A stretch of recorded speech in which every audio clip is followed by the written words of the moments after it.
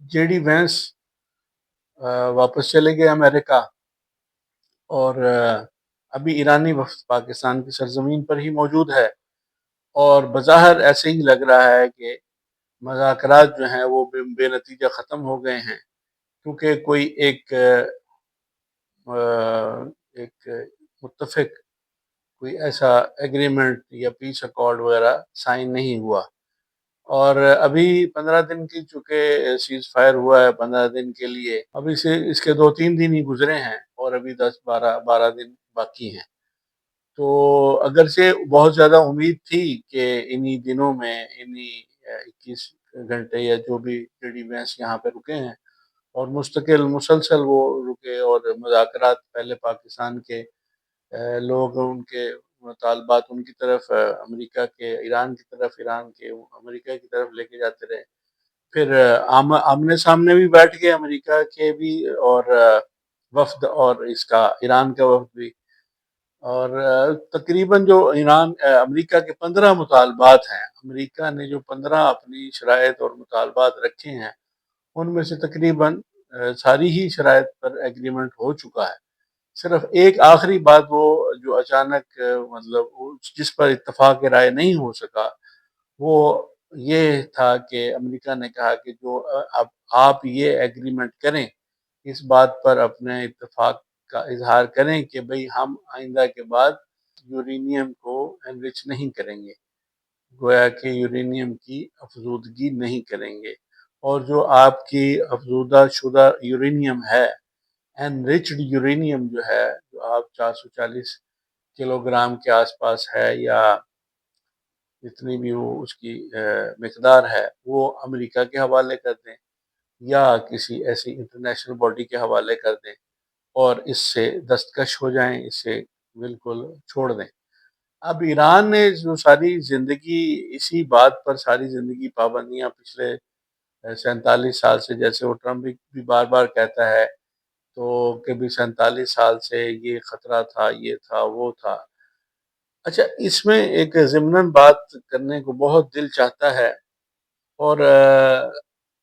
Hiroshima Nagasaki پر امریکہ نے سب سے پہلے اور واحد دنیا کا ملک ہے جس نے ایٹم بم کا استعمال کیا، اور اب وہی سب سے زیادہ ٹھیکیدار بنا ہوا ہے ایٹم بم کے استعمال کرنے کے حوالے سے، یا یورینیم کی افزودگی کے حوالے سے، کہ بھئی ہم جو چاہیں کریں، ہمارے پاس تمام اختیار ہے، ہم چاہیں تو ہم پھینک دیں ایٹم بم، کسی کو برباد کر دیں۔ 4000 ڈگری جو تھا اس کا، جو ادھر ہیروشیما پر انہوں نے ایٹم بم گرایا تھا، اتنا زیادہ، اور اتنی تیز لائٹ تھی، اور سارا کچھ اس نے بھسم کر کے رکھ دیا۔ تو وہ کرے تو اس کے لیے جائز ہے، اور کوئی دوسرا اپنے جو انرجی ریسورسز کے لیے، جیسے کہ الیکٹریسٹی کے پرپزز ہیں، یورینیم کی افزودگی کے مقاصد ہیں، جو انرجی پرپزز کے لیے جس کو مطلب کہتے ہیں، اس کے لیے ان کسی اور ملک کو اجازت نہیں ہے، اور چونکہ وہ امریکہ کی گڈ بک میں نہیں ہے، اس وجہ سے اس کو اختیار نہیں ہے کہ وہ اپنے جو ضرورت کے مقاصد کے لیے انرچ کر سکے، اور وہ جو چاہے کرتا پھرے، وہ چاہے بے بنیاد الزام لگاتا رہے۔ اب جب کہ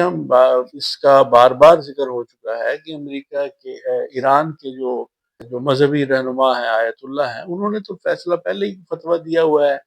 کہ بھئی جو یہ ایٹم بم بنانا ان کے نزدیک وہ جائز نہیں ہے، گناہ ہے، تو انہوں نے کہا کہ اس کو نہیں بنانا، لیکن اپنی جو ڈٹرنس کے لیے، اپنی جو زندگی کے جو ان کی ضروریات کے مقاصد ہیں، وہ تو اس کا رائٹ ہے، وہ ہر ملک کا رائٹ ہے، تو لیکن چونکہ وہ اسرائیل کی آنکھ میں کھٹکتا ہے، اسرائیل کو ایک آنکھ نہیں بھاتا، تو پھر بات وہیں پہ آ کے کھڑی ہوتی ہے کہ امریکہ کی جو سب سے بڑی اس وقت جو سپر پاور اپنے آپ کو کہتا ہے، اس سے پہلے رشیا تھا، اس کے سپر پاور ہونے کا جو سب سے بڑا راز تھا وہ یہ تھے کہ یو ایس ایس آر اس کو کہتے تھے، کہ وہ جو ریاستیں ہیں روس کی، وہ ایک مشترکہ فیڈریشن تھی، تو وہ ختم ہو گئی۔ اس کے بعد اب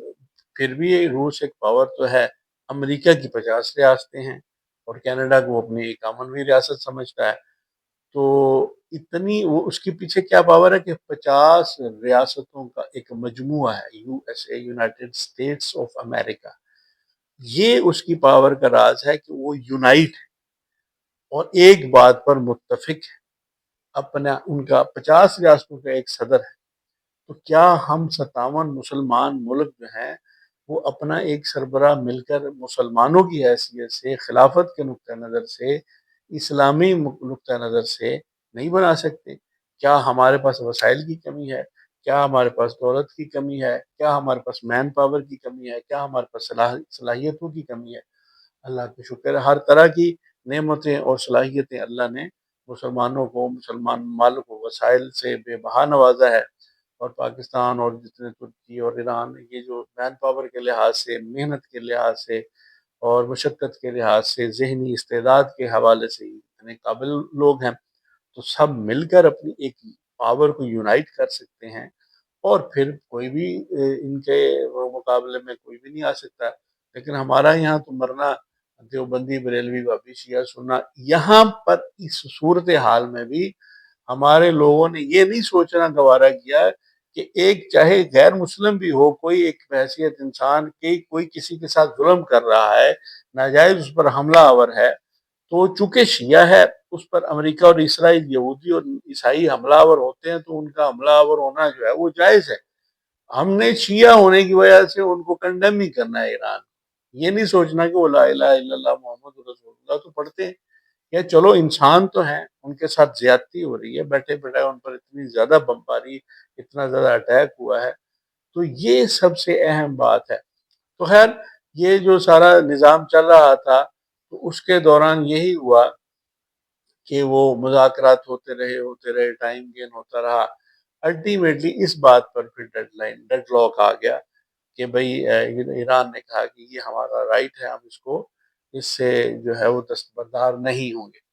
تو اس بات پر پھر وہ بہرحال اس نے جو جے ڈی وینس وغیرہ تھا، اس نے اپنی جو پریس کانفرنس کی ہے امریکی میڈیا کے سامنے، اس میں پھر اس نے یہی کہا کہ بھئی یعنی اس نے یہ نہیں کہا کہ مذاکرات ختم ہو گئے ہیں اور بس ختم ہو گیا ہے اور دوبارہ ایسی کوئی بات نہیں کی. ابھی امکان ہے، یہ پہلا دور ہوا ہے، تو امید ہے انشاءاللہ تعالی. ویسے تو ہمیں یہی امید تھی کہ اسی پہلے دور کے اندر ہی بہت زیادہ اس معاملے کو حل کر کے اور انشاءاللہ تعالی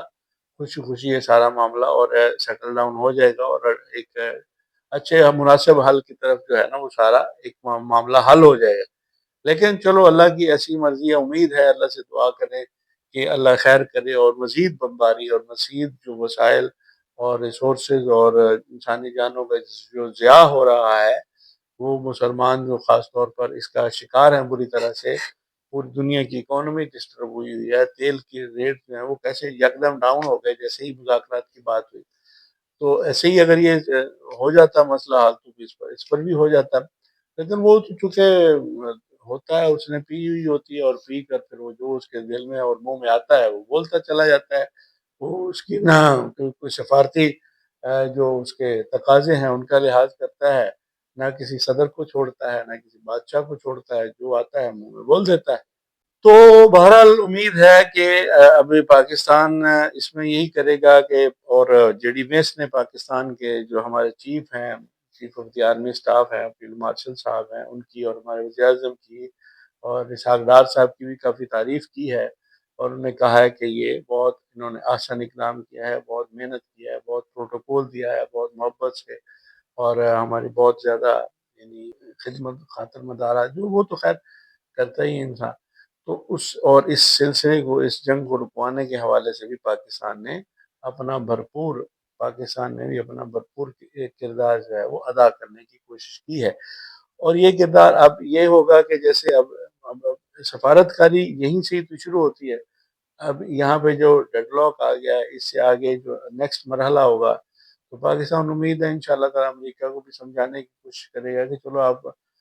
پرماننٹ اس پر پابندی نہ لگائیں، چلو وقتی طور پر کچھ عرصے کے لیے ہی صحیح، تو کچھ عرصے کے لیے چلو لگا دیں، 5 سال 10 سال کے لیے، اور اس کے بعد پھر اٹھا لیں. اور کوئی نہ کوئی اس کا حل انشاءاللہ تعالی امید ہے کہ بہتر نکلے گا.